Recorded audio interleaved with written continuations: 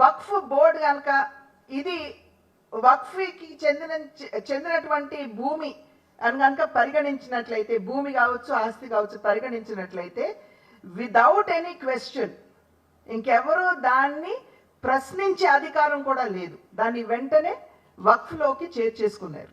మనం అందరం ఇక్కడ గుర్తు చేసుకోవాలి, తాజ్మహల్ కూడా సున్నీ వక్ఫ్ బోర్డు ఏదైతే ఉందో ఇది మా భూమి అని చెప్పారు. తర్వాత కోర్టుకు వెళ్ళి అక్కడ పోరాటం చేసి లీగల్గా కాదు ఇది తాజ్మహల్కి చెందిందేనని చెప్పి కోర్టు ఇచ్చినటువంటి తీర్పు.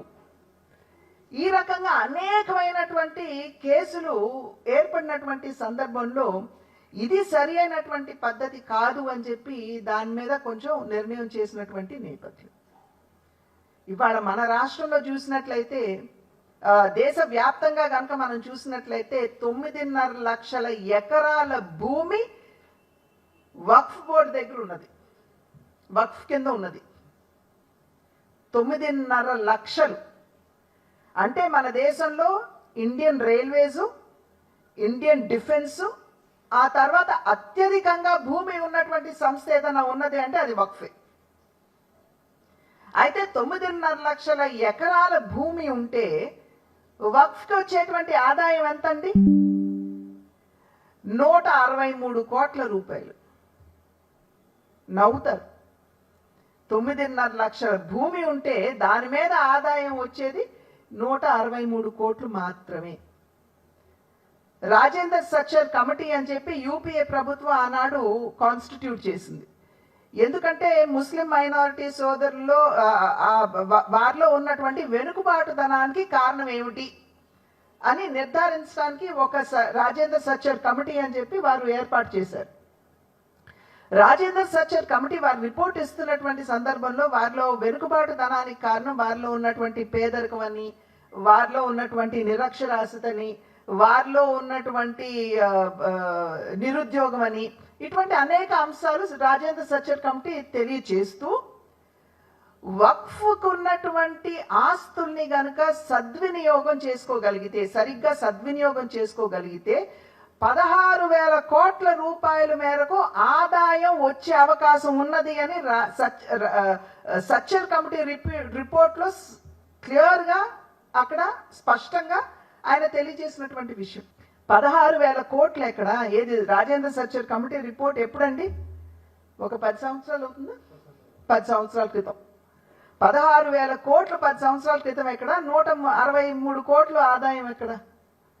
అంటే నిజంగా ఆ వక్ఫ్ భూములు కనుక సద్వినియోగం చేసుకుని వాడుకోగలిగినట్లయితే అసలు మైనారిటీ సోదరిమణిలో ఉన్నటువంటి ఈ వెనుకబాటుతనం, నిరక్షరాస్యత కావచ్చు, నిరుద్యోగం కావచ్చు, పేదరికం కావచ్చు, వీటన్నిటినీ కూడా దూరం చేసుకునేటువంటి సామర్థ్యం వక్ఫ్ దగ్గర ఉన్నది.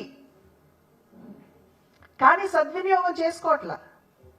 మొన్న ఒక చెప్తున్నారు మాటలు, ఆ డిస్కషన్ సందర్భంలో పార్లమెంట్లో ఒక ఎంపీ సభ్యులు చెప్పారు, ఒక 7 నక్షత్రాల హోటల్కి, 7 స్టార్ హోటల్కి ఒక 10 ఎకరాల భూమిని వారు లీజుకి ఇస్తే లీజ్ ఎంతో తెలుసా మీకు?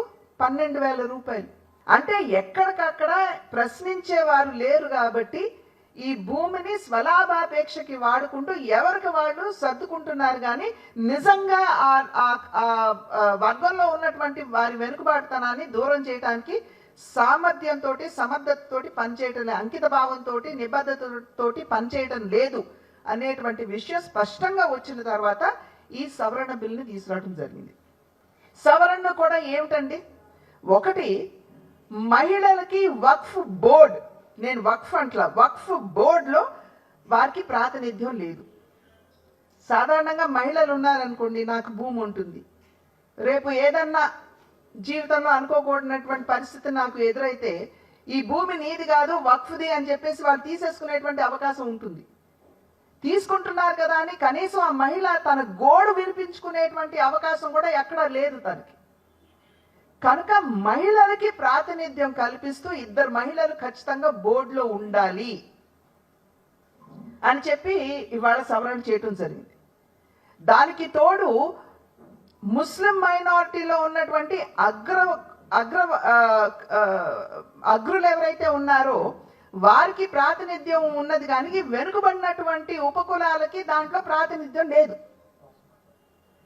కనుక వారిలో ఉన్నటువంటి వెనుకబడినటువంటి వారు, బోరాలు కావచ్చు, పశ్మందాలు అంటే వెనుకబడినటువంటి వారు, వారందరికీ కూడా ఇవాళ వక్ఫ్ బోర్డులో ప్రాతినిధ్యం కల్పించడం జరిగింది. ఇది తప్పెలాగవుతుంది? కనుక సమాజంలో అందరూ ఒకటే. ఇవాళ ఈక్వాలిటీ ఆర్టికల్ 14 ఏదైతే ఉటంకిస్తున్నారో దాన్ని అనుసరించే కదా ఇది చేసింది. కనుక వైలేషన్ ఎక్కడ ఉన్నది?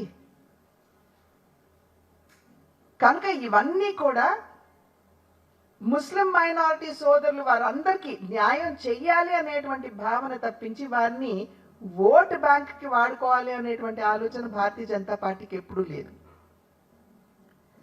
ఆది నుండి కూడా వారి వెనుకబాటుతనాన్ని గుర్తించి అన్ని విధాలా కూడా వారి సహకారాన్ని కేంద్ర ప్రభుత్వం నరేంద్ర మోడీ గారి నాయకత్వంలో అందిస్తూనే వస్తుంది. కనుక ఇవాళ మీ మాధ్యమంగా రాష్ట్రంలో ఉన్నటువంటి మైనారిటీ సోదర సోదరీమణులందరికీ కూడా మేము చేస్తున్నటువంటి విజ్ఞప్తి, దయ ఉంచి ఇంతవరకు కూడా మీ జీవితాలతోటి రాజకీయ లబ్ధి కోసం చెలగాటమాడినటువంటి పార్టీలు ఉన్నాయి. ఇవాళ నిజంగా మీకు అభివృద్ధిని అందించాలి, సంక్షేమాన్ని అందించాలి అనేటువంటి విషయానికి కట్టుబడినటువంటి భారతీయ జనతా పార్టీ ఉన్నది. భారతీయ జనతా పార్టీ ఎప్పుడూ మీకు వ్యతిరేకం కాదు. మీ మంచిని, మీ సంక్షేమాన్ని ఆకాంక్షిస్తూ మిమ్మల్ని ముందుకు ఏ విధంగా తీసుకువెళ్ళాలి అని ఆలోచించేటువంటి పార్టీ. కనుకనే మరి అబ్దుల్ కలాం గారిని రాష్ట్రపతిని చేసిన ఈ రకంగా అన్ని విధాలా కూడా మీకు సహకారం అందిస్తూ వస్తున్నటువంటి భారతీయ జనతా పార్టీని మీరు ఆశీర్వదించండి. ఇప్పుడు వైఎస్ఆర్సీపీ పార్టీ ఉంది, వారు ఏం చేశారంటే లోక్సభలోనేమో మేము దీన్ని సపోర్ట్ చేయమని అన్నారు, లోక్సభలో ఈ వక్ఫ్ బిల్లు సవరణకి మేము ఒప్పుకోమని అన్నారు. కానీ రాజ్యసభలో ఏం చేశారండి, విప్ ఇచ్చి అందరినీ కూర్చోబెట్టి ఈ బిల్లుని సమర్థించారు. ద్వంద్వ వైఖరి. భారతీయ జనతా పార్టీ అట్లెప్పుడు మీ జీవితాలతో చెలగాటం ఆడలేదు.